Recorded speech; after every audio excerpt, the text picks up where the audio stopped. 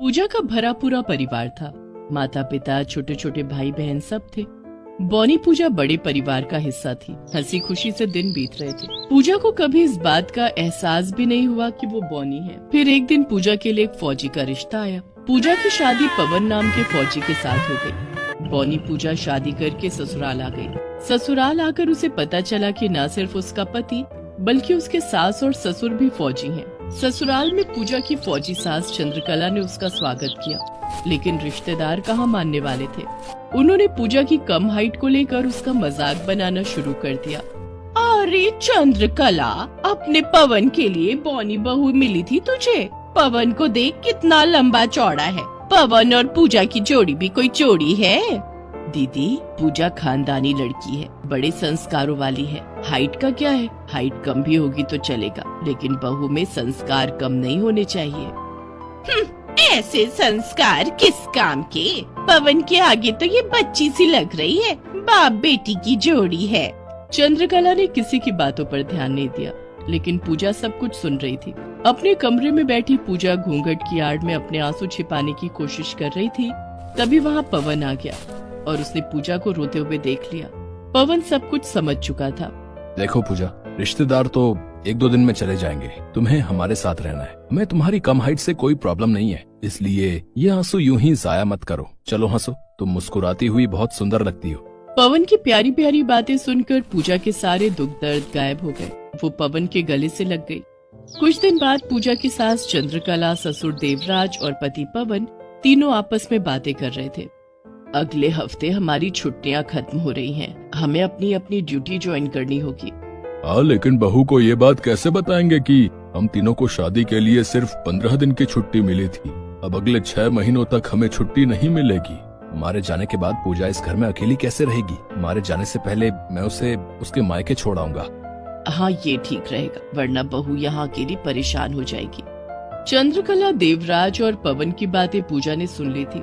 पूजा ये सोचकर रोने लगी कि उसका पति और उसके सास ससुर अगले हफ्ते यहाँ से चले जाएंगे और फिर वो 6 महीने बाद वापस आएंगे।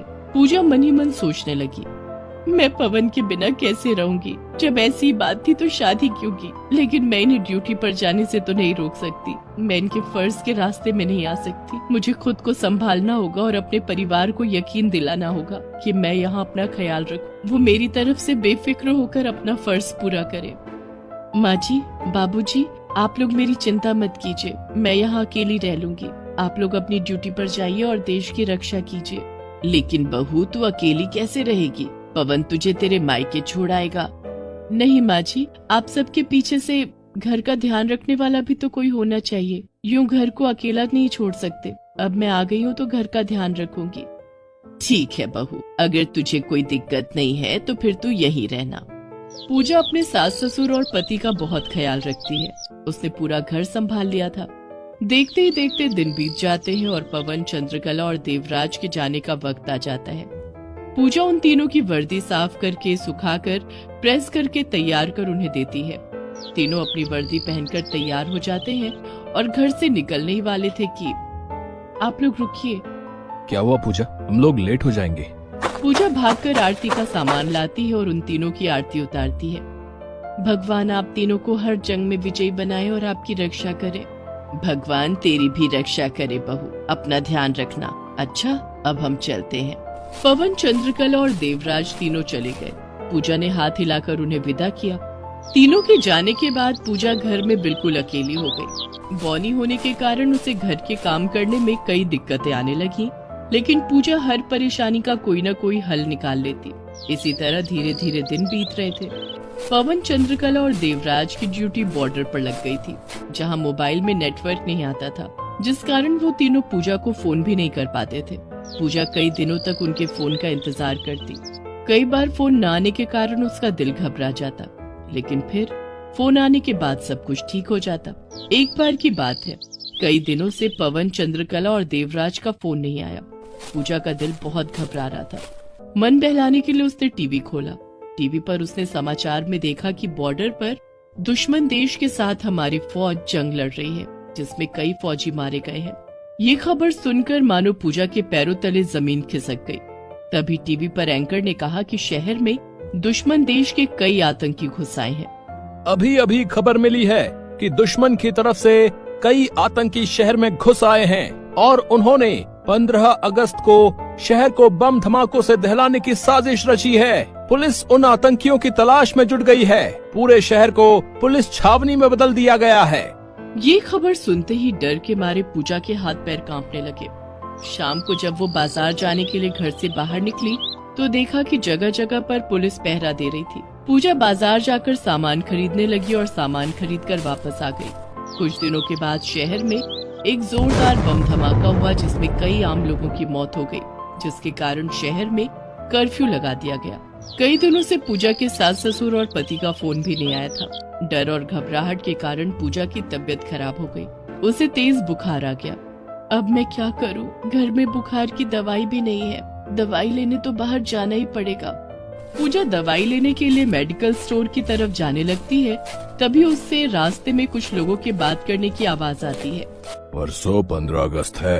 15 अगस्त के दिन हम शहर की 5 मुख्य जगहों पर बम धमाके करेंगे, लेकिन हमें बहुत सावधानी से सब करना होगा। अगर पुलिस को हमारे प्लान का पता लग गया तो हम पकड़े जाएंगे, समझे? वैसे भी शहर में कर्फ्यू लगा हुआ है, हमें फूक फूक कर कदम उठाना होगा।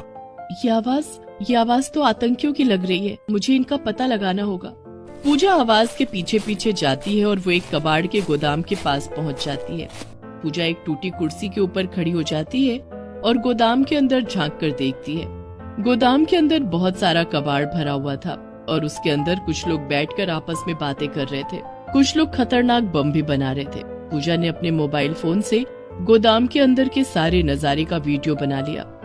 इससे पहले कि किसी को मुझ पर शक हो, मुझे जल्दी से पुलिस स्टेशन जाकर सब कुछ बताना होगा।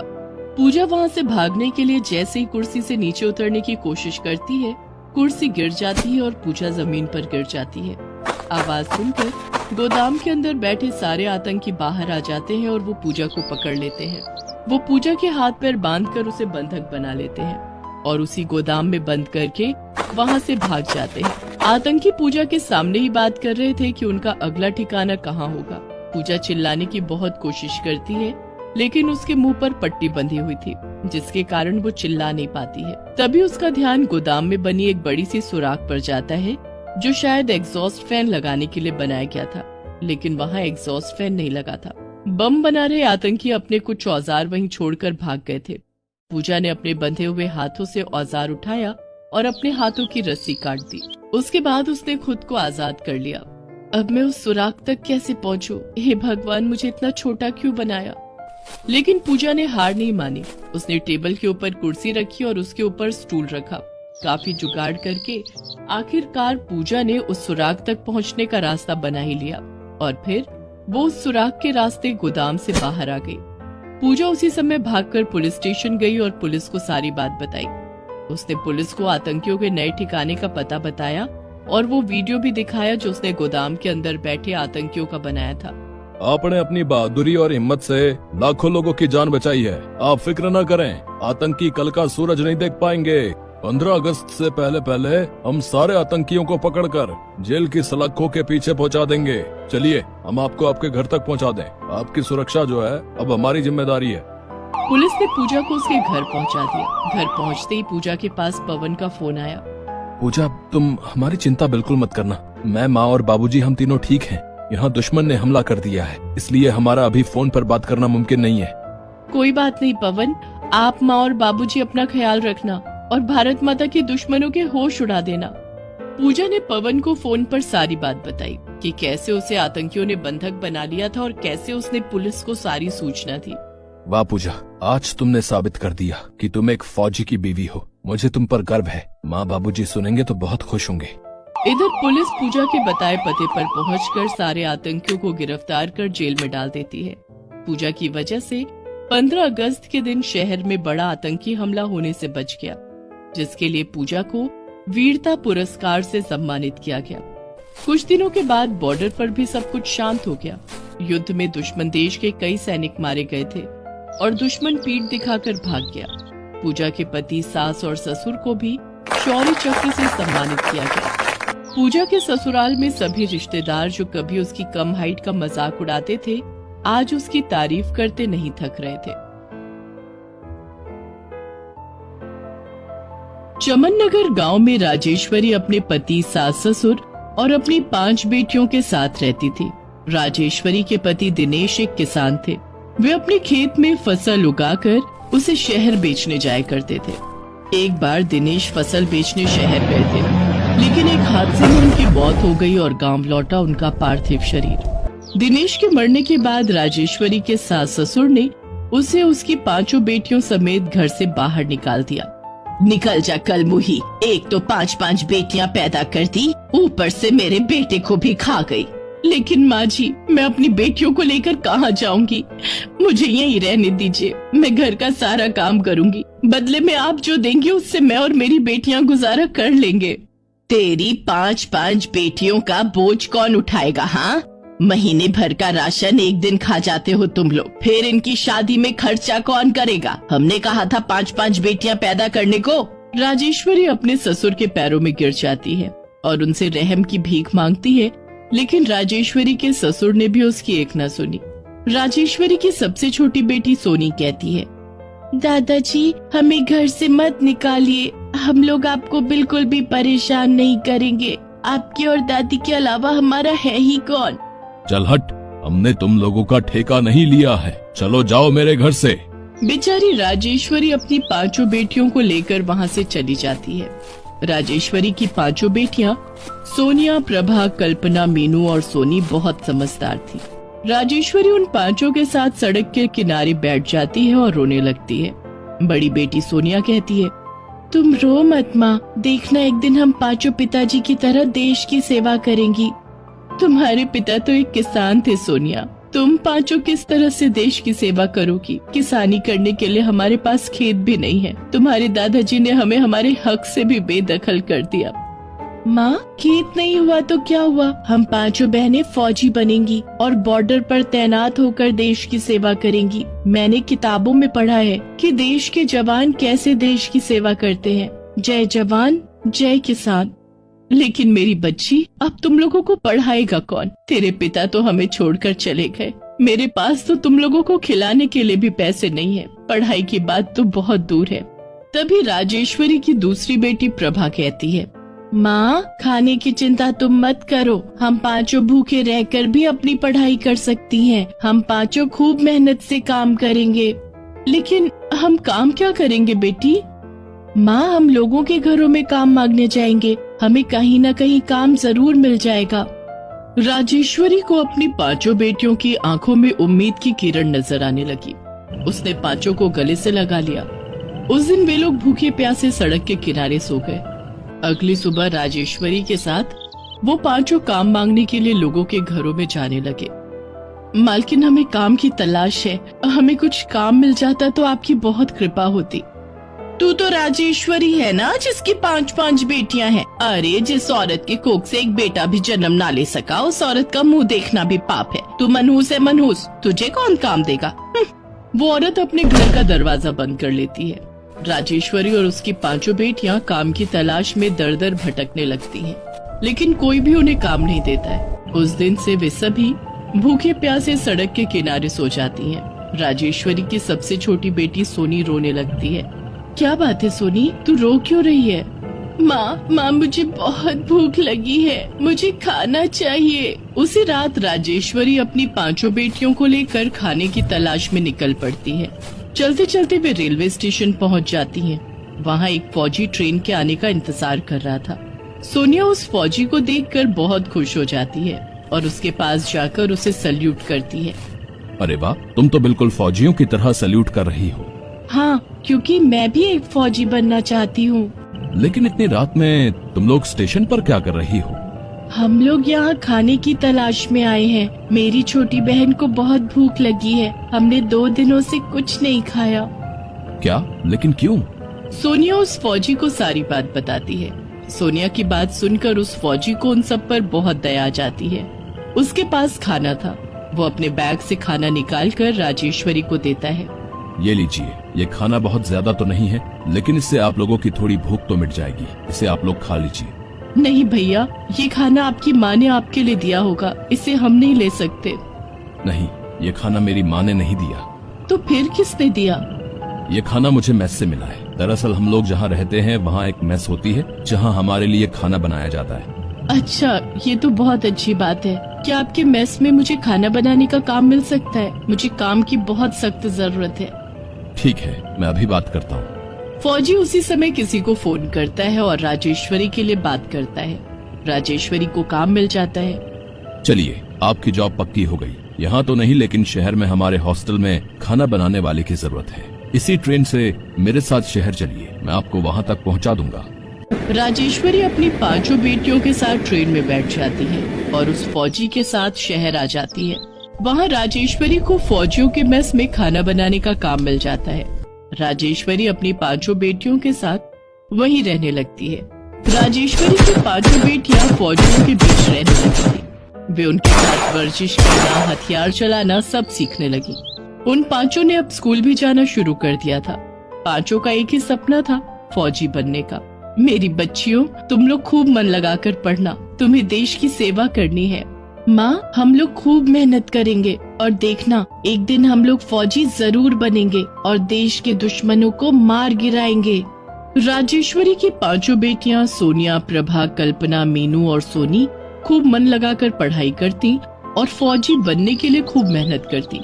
फौजियों के साथ रहकर वे धीरे धीरे सब कुछ सीख गई। उनका शरीर फौलाद सा बन गया। स्कूल की पढ़ाई पूरी करके उन 5 ने कॉलेज में दाखिला ले लिया और साथ साथ फौजी भर्ती परीक्षा की तैयारी करने लगी। बहुत ही जल्दी 5 बहनों ने फौजी भर्ती परीक्षा भी पास कर ली और 5 फौज में भर्ती हो गई। फौजी की वर्दी में 5 बहनों ने राजेश्वरी के पैर छूकर उसका आशीर्वाद लिया और अपनी अपनी ड्यूटी पर चली गई। इस बीच कई बार दुश्मन देश ने हम पर हमला किया। 5 बहनों ने हर बार दुश्मनों के छक्के छुड़ाए, लेकिन इस बार उनकी परीक्षा कुछ अलग हटकर थी। उन्हें कैंप में बुलाया गया। सोनिया, प्रभा, कल्पना, मीनू और सोनी, तुम 5 को खास जिम्मेदारी दी जाती है। इस बार दुश्मन ने अलग तरह से हम पर हमला किया है। आप आदेश दीजिए सर, हम दुश्मन को गोलियों से भून देंगे। हाँ, इसलिए मैंने तुम लोगों को यहाँ बुलाया है। दुश्मन ने बॉर्डर से सटे गांव चमन नगर में हमला बोल दिया है। दुश्मन देश के सैनिक गांव में घुस आए हैं और ग्रामीणों को बंधक बना लिया है। दुश्मन ने धमकी दी है कि इस बार 15 अगस्त के दिन पूरे गांव का सफाया कर देंगे। ये तो हमारा ही गांव है। हाँ दीदी, ये तो हमारा गांव है। हमें हमारे गांव की रक्षा करनी ही होगी। सर, हम अभी चमन नगर जाएंगे और पूरे गांव के लोगों को सकुशल बचा लेंगे। हमारे रहते ग्रामीणों को कुछ नहीं होगा। मुझे तुम 5 से यही उम्मीद थी। अपने साथ जितने फौजी चाहो ले जा सकती हो। 5 बहनें मेजर को सल्यूट करती हैं और 5 अपने साथ फौजियों की टुकड़ियां लेकर चमन नगर गाँव की ओर निकल पड़ती हैं। चमन नगर दुश्मन देश के बॉर्डर पर पड़ता था, जिस कारण ये गांव काफी सेंसिटिव इलाकों में से एक था। लेकिन 5 फौजी बहनों के फौलाद इरादे के आगे दुश्मन कहाँ टिकने वाला था। 5 बहनें फौजियों के साथ चमन नगर गाँव पहुँचती हैं। गाँव पहुँचने से पहले सबने अपनी वर्दी उतार कर दुश्मन फौजियों की वर्दी पहन ली और गांव में घुस आए। इस कारण दुश्मन को उन पर शक भी नहीं हुआ। 5 ने मिलकर चुन चुन कर दुश्मनों के फौजियों को मार गिराया। सभी फौजी दुश्मनों की वर्दी में रहकर इधर उधर छिपे रहते और मौका पाते ही दुश्मन को मौत के घाट उतार देते। इस तरह एक एक करके उन्होंने पूरे दुश्मनों का सफाया कर दिया। दुश्मन देश के फौजियों ने ग्रामीणों को उनके ही घर में बंधक बना दिया था। 5 फौजी बहनों ने सभी ग्रामीणों के घर जाकर उन्हें आजाद करवाया। 5 बहनें अपने घर भी पहुंची, जहां उनके दादा दादी भी बंधक बने हुए थे। 5 ने उनके हाथ पैर की रस्सी खोलकर उन्हें कैद से मुक्त कराया। अब मुझे माफ कर दो मेरी बेटियों, हमने तुम लोगों के साथ बहुत गलत किया। हाँ सोनिया, प्रभा, कल्पना, मीनू, सोनी, हमें माफ कर दो।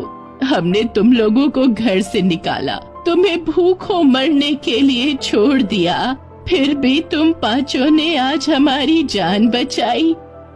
दादी, हम सब फौजी हैं। देश की रक्षा करना हमारा कर्तव्य है। इससे कोई फर्क नहीं पड़ता कि आपने हमारे साथ क्या किया, और आपने जो भी किया अच्छा किया। ना आप हमें घर से निकालती और ना हम फौजी बनते।